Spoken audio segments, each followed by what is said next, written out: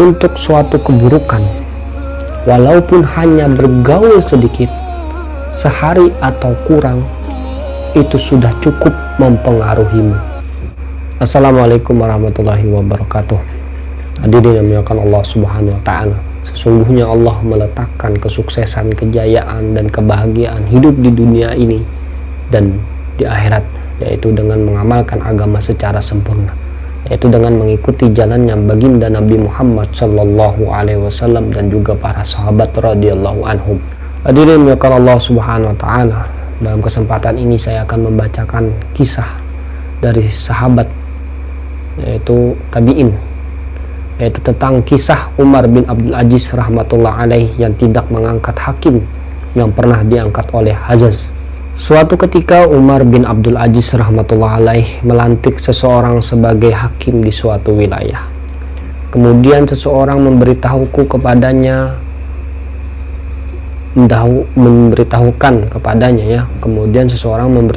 kepadanya bahwa orang itu pernah menjabat hakim pada masa pemerintahan Hazaz bin Yusuf, ya. Maka Umar bin Abdul Aziz rahmatullah alaih segera memecat orang itu. Orang itu berkata, "Aku hanya sebentar bekerja pada masa pemerintahan Hazaz."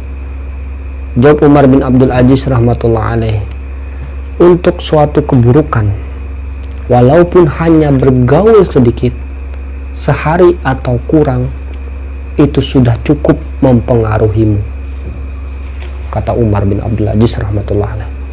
Hadirin yang Allah Subhanahu wa Ta'ala, bagaimana dengan kita yang berteman dengan orang yang tidak tahu arah, berteman dengan orang yang tidak memperdulikan dengan agama, tidak memperdulikan dengan keharaman, tidak memperdulikan dengan perbuatan-perbuatan dosa.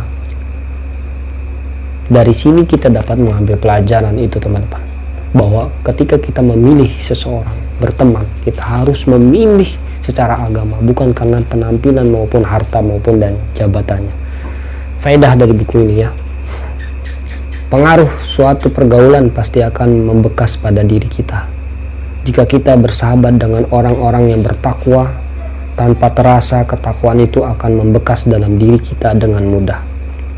Begitu juga jika kita berteman dengan orang fasik, ya, tanpa terasa persahabatan itu juga akan mempengaruhi kita. Itulah sebabnya persahabatan dengan orang yang berakhlak buruk itu dilarang. Bahkan karena bergaul